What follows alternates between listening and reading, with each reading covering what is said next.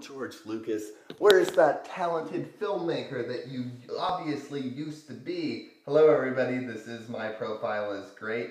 This is my very first time having ever seen a cultural landmark in filmmaking, really. It changed the game as far as how you handled teenage films. Films about teenagers, where suddenly everybody realized that, oh, it doesn't just have to be like one sappy love story. You can go at it from all these different angles. You can have all these different characters and have all of their different stories and get the wide spectrum of things. So it isn't just about like two characters falling in love. It's about a lot of people dealing with love and life and how to move on and whether to go to college or not, whether to go to that college that's far away where you're probably never going to see your girlfriend again. All of these hard-hitting decisions that you come across as a young adult. And then wrap it up in this really sweet, fun, light package where it's really just about, teenagers cruising in the 1950s. Then there's that subtext, though, and that's where all the really deep stuff comes in. It's when you actually stop to think about it, and you stop to think about what all these characters are really going through. And they're all just different, portions of the human condition. And that's why American Graffiti really works. And that's why I feel it really is. And I wasn't expecting it to be this at all. I was expecting to come in, watch it, and see something that was kind of silly and kind of fun and really, really outdated. And the thing is, this movie has aged extremely well. Like, I remember being 18, 19 years old. I'm only 21 now, so that wasn't that long ago. And going through these same things that these characters go through.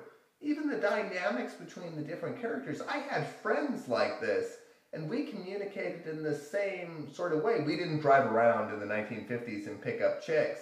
But there's a section with Ron Howard, the Ron Howard character and his girlfriend, where they're sitting in the car, and he's kind of talking to her, and he's like, yeah, you know what, I'm going to go off to college or whatever, so I'm going to be very far away. So I think within that time, we should probably go out and see other people, And the devastation on her face when he says that is just very genuine, it's very pure.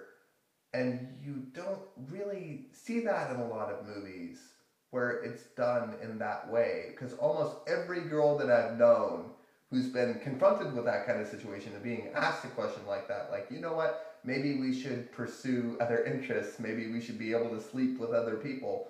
That's almost always the reaction that they have to their boyfriends. And then usually it's when they're talking to other people or when they've had some more time to actually think about it that the real anger comes out from the hurt. At first, all you see is the hurt. And it's the little details like that, the little human touches that makes the whole movie worth watching, worth studying, worth examining beyond just the silliness. And there's a lot of really great gags in this. There's a point where one of the characters ties up a rope to the back of a police engine, I think. Like, they tied it up to the bumper or the engine or the whatever. And, like, the police car takes off. And the entire back portion of the car just goes, it rips off. And it is hilarious visual gag. It's something that just makes you giggle for minutes and minutes on end.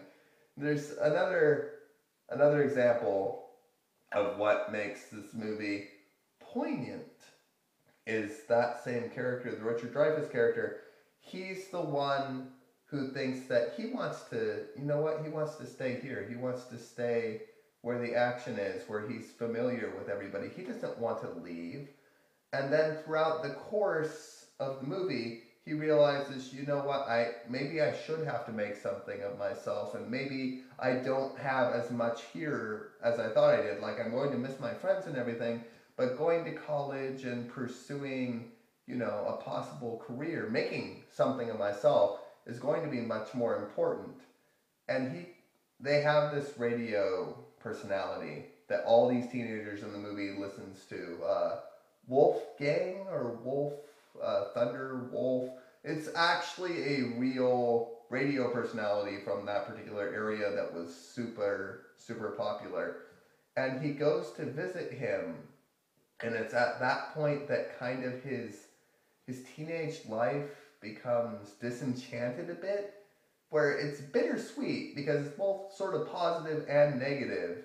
Because he sees this man, and you see the personality behind the voice on the radio. You begin to realize that he's just kind of a guy with a tower out in the middle of nowhere broadcasting stuff. Like, he isn't this mythological figure that everybody was making him out to be. And that's the point where he really grows up and he realizes, you know what, I've had my fun. It's time to let that go. As opposed to the Ron Howard character, who realizes that he values something entirely different. You know, he at first thought that going off to college and, you know, maybe checking out some other chicks and everything, that would be what was beneficial to him. And then as the story goes on, he realizes that he has everything that he needs right in front of him. His girlfriend is everything that he could ever want in a partner. The place that he's living in, that's all he really wants. He doesn't need a really complicated life. He doesn't need too much excitement. He's going to become kind of like, you know, somebody who just continues to live within that small town community. That duality. These are like the two really main characters on top of like everybody else within the movie. That's the real heart of the story.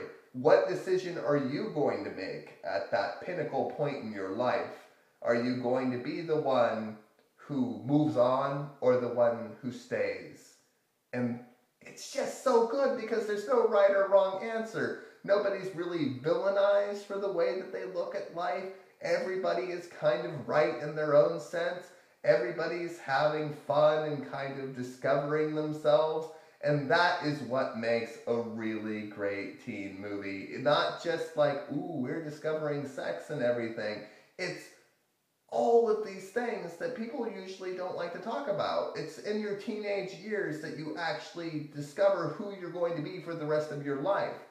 And American Graffiti presents that. And that is why I recommend that you watch it. It has really good cinematography on top of that. It's a very pretty movie for being as old as it is. And it's an example of George Lucas being a filmmaker. I love George Lucas.